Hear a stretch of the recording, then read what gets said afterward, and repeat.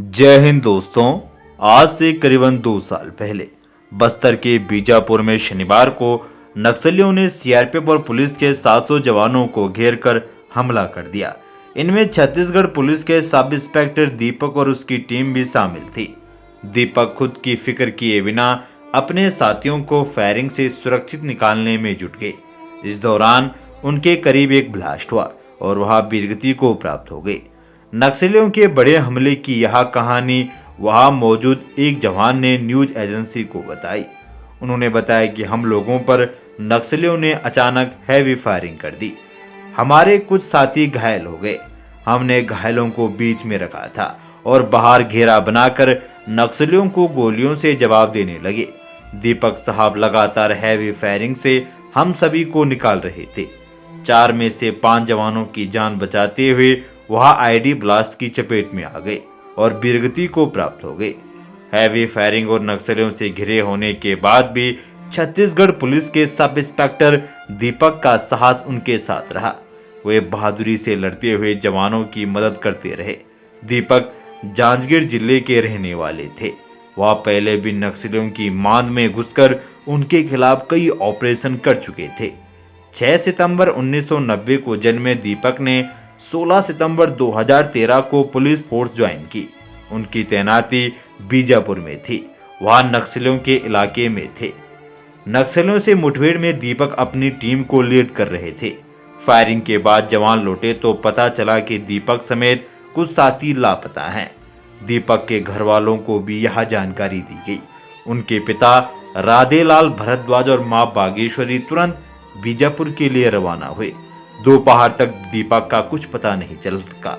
Backup team थराइरम थाना क्षेत्र के जीवन गुंडा इलाके में पहुंची तो दूर एक पेड़ के पास दीपक का शव मिला। दीपक के पिता बेटे के पार्थिव शरीर से लिपट गए। आंखों से बहते आंसू एक पल के लिए भी नहीं थमे। मुठभेड़ में शामिल जवान उन्हें हौसला देते रहे, मगर वे भी जानते थे कि पिता का दर्द उनके दिलासे के आगे कुछ नहीं है। काफी देर बाद दीपक के पिता राधेलाल ने जांजगीर के पुलिस अधिकारियों से बात की। उन्होंने फोन पर कहा कि होली के पहले बात हुई थी बेटे से। बोला था कि बहुत बिजी हूं, अब इसलिए बात नहीं कर पाऊंगा। मेरा बेटा बहुत अच्छा था सर, मैं तो बर्बाद हो गया। मेरा बेटा नहीं रहा, नक्सलियों ने मार दिया उसे। मुझे तो कुछ समझ नहीं आ रहा सर, एकदम अंधेरा अंधेरा लग रहा है, नहीं बात कर पाऊंगा सर। दीपक के साथ मोर्चे पर तैनात रहे जवानों ने बताया कि जंगल के मुश्किल हालात में रहने के बाद भी हमने हमेशा दीपक को हंसते मुस्कुराते देखा।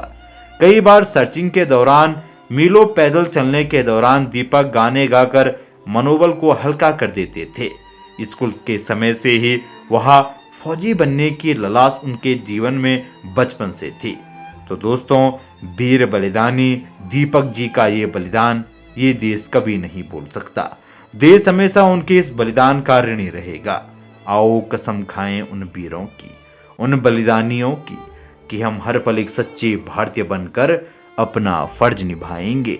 जरूरत पड़ी तो लहू का एक एक कतरा देकर इस धरती माँ का कर चुकाएंगे। तो दोस्तों, वीडियो को अनदेखा ना करें।